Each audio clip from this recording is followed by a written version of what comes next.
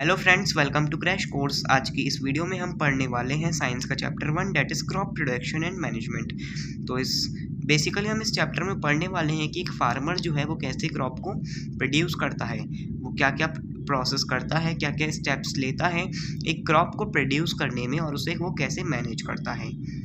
So before starting the chapter मैं आपसे एक क्वेश्चन पूछना चाहूँगा कि आप सभी के घर में आटा आता है, क्या वो आटा जो है वो आपके घर में डायरेक्टली आ जाता है?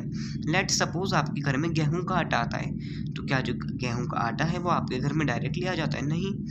पहले एक फार्मर जो है वो उस गेहूं को उगाता है, फिर वो गेहूं जो है वो शॉप्स पर जाती है, तब वो गेहूं जो है वो पिसती है, तब उसका आटा बनता है। तो गेहूं जो है वो एक प्लांट है। तो जब एक ही तरीके के प्लांट्स को बहुत बड़े स्केल पर उगाया जाता है, जब हम उसे बोलते हैं क्रॉप।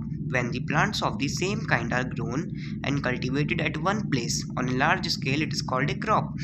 अर्थात कि जब एक ही तरीके के प्लांट्स को बहुत ही बड़े स्केल पर ग्रो किया जाता है, उसी को बोलते हैं हम क्रॉप।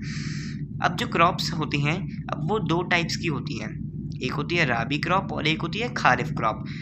तो खारिफ क्रॉप वो क्रॉप्स होती हैं जो रेनी सीजन में उगाई जाती है। The crops which are grown during the rainy season, जो क्रॉप्स जो कि रेनी सीजन में उगाई जाती हैं उनको बोलते हैं खारिफ क्रॉप।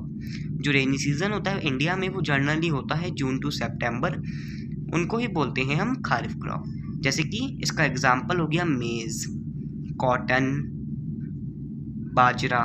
ठीक है, अब हम देखते हैं what is a rabi crop. तो जो क्रॉप्स जो कि विंटर सीजन में उगाई जाती हैं, crops which are grown during the winter season that is October to March, उन क्रॉप्स को बोलते हैं हम rabi crops. For example wheat, gram, pea, mustard, linseed.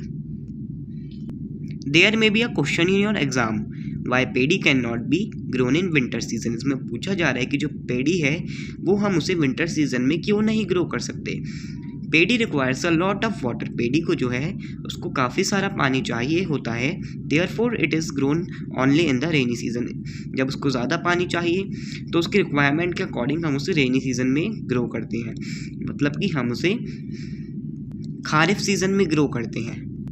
और इस टॉपिक से जितना भी हमने डिस्कस किया है क्रॉप एंड देयर टाइप्स, इसमें आपके एग्जाम में क्वेश्चन आ सकता है कि डिफाइन क्रॉप, क्रॉप को डिफाइन करो एंड देयर टाइप्स, और उनके टाइप्स को भी एक्सप्लेन करो। या फिर आपसे ये पूछा जा सकता है कि डिफाइन खारिफ क्रॉप, या फिर ये भी आ सकता है that what is the difference between kharif crop and rabi crop. Okay, now we will discuss agriculture practices. Agriculture practices, agriculture practices का मतलब है, सो एग्रीकल्चर प्रैक्टिसेस को समझने से पहले मैं आपको बताना चाहूँगा कि व्हाट इज़ एग्रीकल्चर। एग्रीकल्चर क्या होता है? एग्रीकल्चर का मतलब होता है खेती बाड़ी, इट मीन्स खेती बाड़ी। तो एग्रीकल्चर प्रैक्टिसेस मतलब कि जो एक्टिविटीज़ मीन्स जो कार्य जो कि एक फार्मर करता है क्रॉप को कल्टीवेट करने के लिए, उनको बोलते हैं हम एग्रीकल्चर प्रैक्टिसेस।